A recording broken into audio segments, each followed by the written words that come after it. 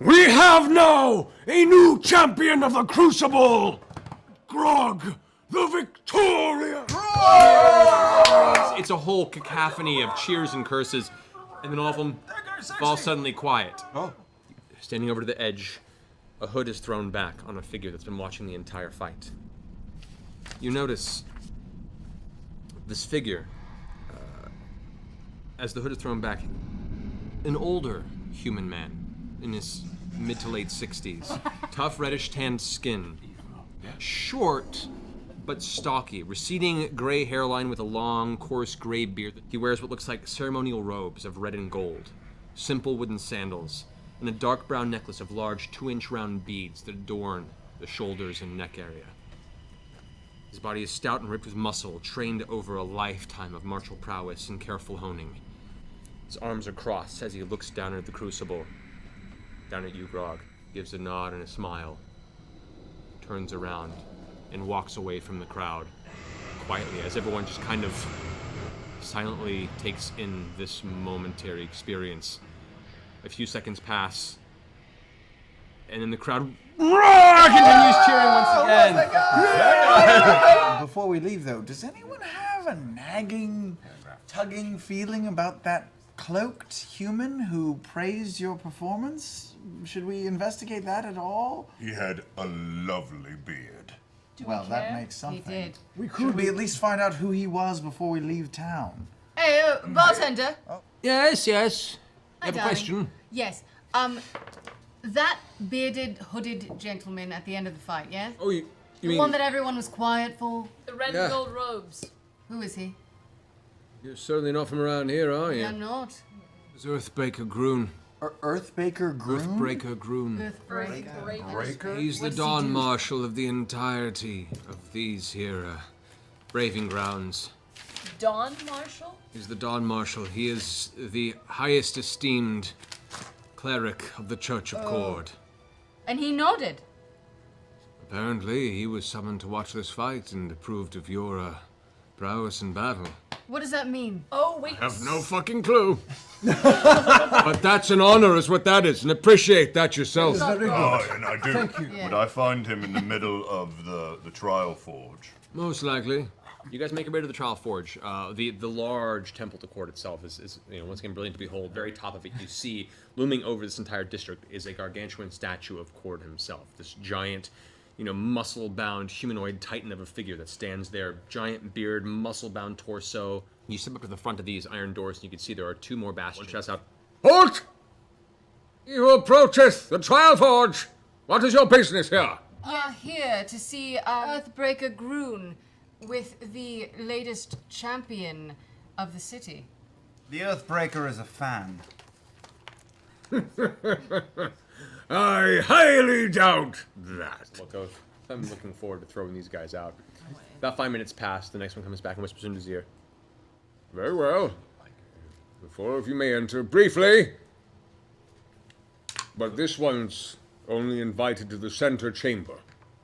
The rest of you must keep a distance. Okay. He steps aside and the doors slide open.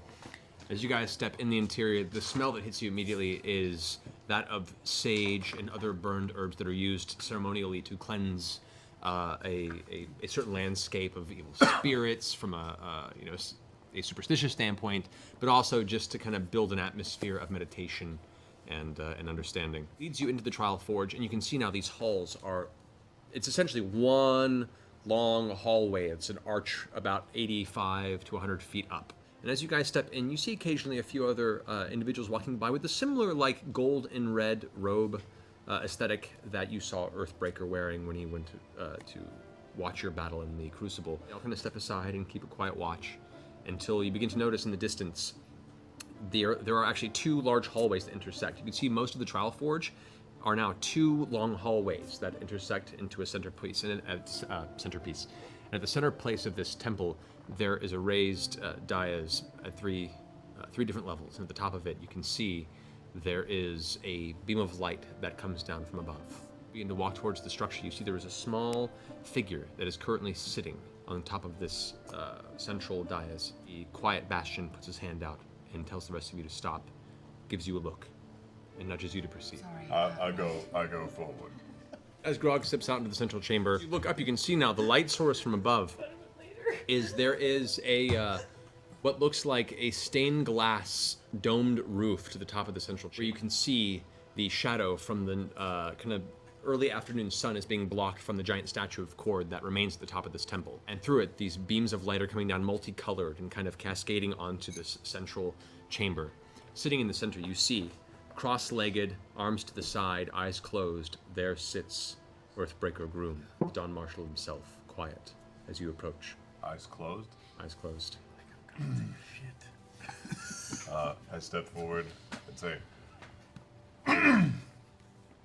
sorry to disturb. I'm looking for Earthbreaker Groon. You see an eyebrow kind of twitch for a second. The eyes remain closed and the head turns for a second. Hands come together like this, and in that one motion stands to his feet, almost like it was effortless. From what would seem like a very uncomfortable position, suddenly is fully standing with a swift movement. In place, rotates and turns towards you, eyes still closed, at which point the eyes open. And you saw pupils previously, but in this moment of what seems to be serious meditation, there is this luminescent white light that encompasses the entirety of each eye, just looking straight towards you, the hands still kind of clasped in the center like this, staring straight at you. Okay. You have found the Earthbreaker. What do you ask of me? I say, I happened to see you amongst the crowd at my recent tussle. It seemed that everyone there seemed to know who you were. I wanted to at least introduce myself. Grog, the victorious. That's right. That's right. Known as one of Vox Machina, I know of your travels. I know of your deeds. What else do you ask of the Earthbreaker? I don't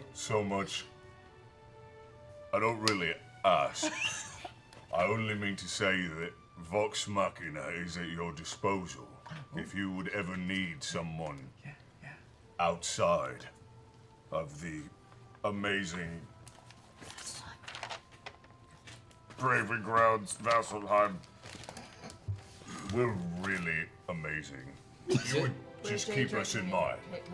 You're a critter. At this point in time, his eyelids close, and they open again, and there's a softness that wasn't before. The white light is faded, and you can now see beneath them these extremely piercing, very, very light blue, almost white irises that surround his pupils. And from his old, weathered, wrinkled face from underneath his beard, you can see a smile slowly crawl across his cheeks. His hands release and rest to his side. He lifts his head slightly as if to look down at you from upon this dais, not with judgment, but with curiosity. His voice echoes and booms through this with even but a whisper from his throat, once again saying, Your piety is accepted. Perhaps there may be a use for Kord of you and your compatriots in the future. But you must hurry. Dark times are ahead. I can see the veils twisting. Many, many evil minds come to rend the peace apart. There will be a day I call for you, Grog the Victorious. Stay alive. I mean to. Thank you. It has been an honor being in your presence. he steps back to his position originally. Now go. He turns around and sits back into his meditative position, closes his eyes, and disappears back into the same place where you originally saw him. I turn around and I go, guys, his fucking eyes are glowing. And we make our way out of the, All right. the golden-floored, glowing-eyed guy's house. You are escorted out of the trial forge. You eventually meet up with the rest of Vox Machina. So let's go to the Earthbreaker. Yeah, let's go to the Earthbreaker. Front of the trial forge, you can see the large, kind of rust-red colored monument. It's a fortress more than a temple. Clearly, my presence is recognized in this great hall. Good day. Good day. So the doors slam behind you, and you feel like the stone kind of shift from the impact of the 25, 30-foot tall doors that mark the front of it. There is a circular dip in the ground. Not really a pit, it's only about 4 feet down, but it is filled with like a coarse sand. And there, sitting in the center of this open circular sand patch, is Earthbreaker himself. He is sitting there, legs crossed, arms resting at the edge of his knees, eyes closed. He is probably the most muscular human being you've seen for his proportional form. He is a human being built for discipline and physical martial training in battle. And he just sits there quietly in the center. I walk up to within like 20 feet of Earthbreaker Groon. Okay, so you leap down into the sand pit? Yeah. Okay, so I put my fist in my hand and I bow slightly. the silence is broken immediately by a low rumbling voice that seems to have no particular source in the vicinity where you stand that says, You come because your lands now harbor a terrible conflagration. How do you think Groon can assist? still facing away from you. We have traveled near and far, great Groon, It's like Sesame and Street. we would like to bequest upon you a moment of your time. Why is he doing the talking? Why is he doing the talking? At this point, he stands up, turns around towards you, and says, Here we go. You stray from the darkness that I warned you. For this current distraction is too great. Even your blood is drawn to the flames of promise and power. This shall be a test to see if you will break against the shadow. I know many things, Grog Strongjaw, You said my full name. but such knowledge is earned, not given.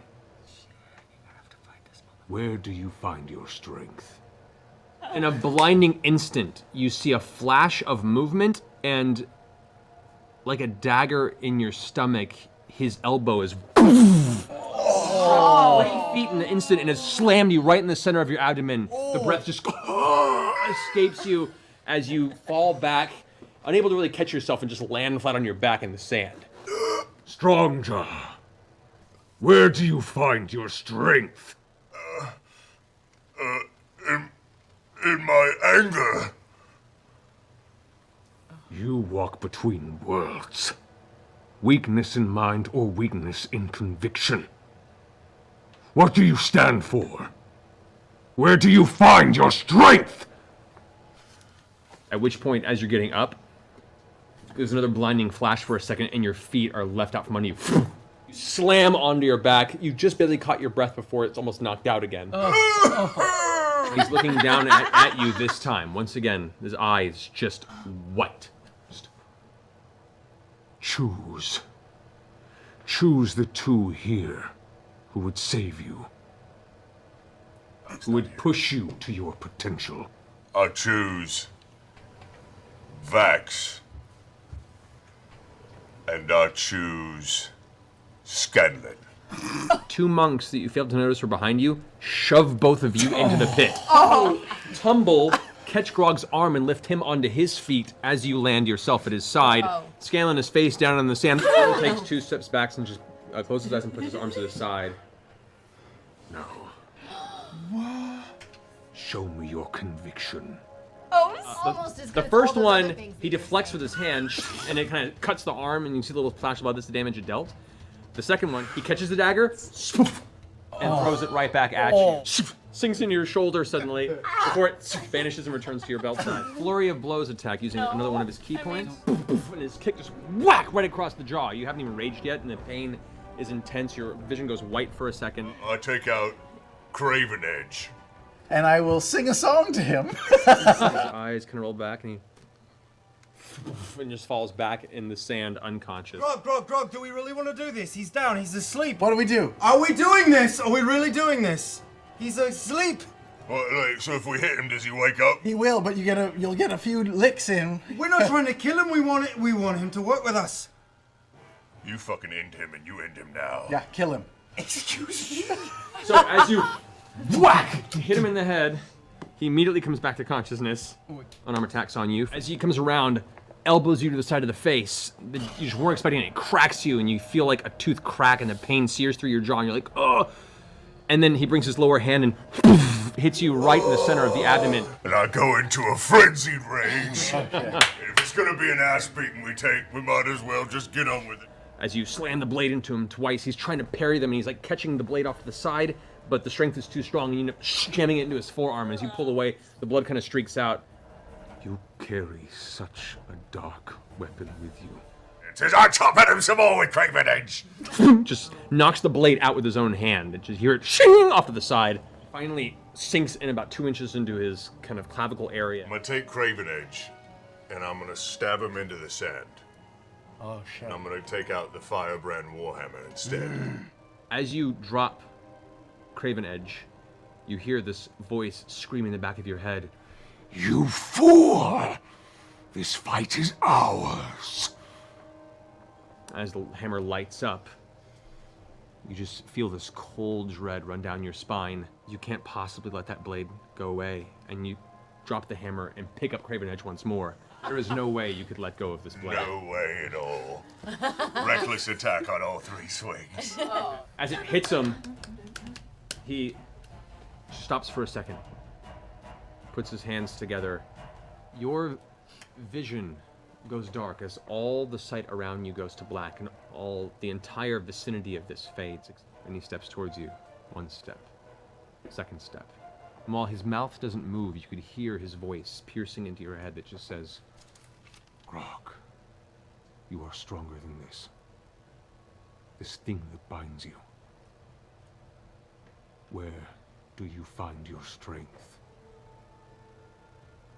And my friends. the darkness around you immediately shatters, and you can see now your friends off to the side, kind of keeping their weapons ready. The entirety of Groon's posture has dropped, and he just bows before you. He takes a moment and closes his eyes, and you can see there's this inner glow in his chest, and a bunch of his wounds heal up in but an instant. Just looking at Grog, he goes, "You need not the strength of Vasselheim to aid you, nor is that strength any we have to give. What you need can be found, recovered, reborn. I know of two. A gift from Kord himself to this mortal plane, carved from the corpse of the Earth primordial Titan that fell on this continent in the First War. These Titan stone knuckles were a symbol of power and leadership for generations here in Vasselheim, until the last known keeper was slain 200 years ago. The gauntlet's taken. I know not of the whereabouts. The other, leathers adorned by the champion of the Raven Queen. This champion's tomb has since come to ruin, sunken beneath a lake to the west of here, known as the Marrowglade Loch. Within that tomb lies the Deathwalker's ward. Now go. You found your strength. You know your path. I can help you no further. and, he turns around, walks back to the center of the sand, and just sits back down in the same pose and position he was as you entered. I walk backwards, still facing him, to the edge of the pit, and I hoist Vax up, and I throw Scatman. Oh, fuck! And climb out. All right, as you guys make your way outside of the Trial Forge, we'll go ahead and leave today's mention for that. We'll bring it back. We'll return next week.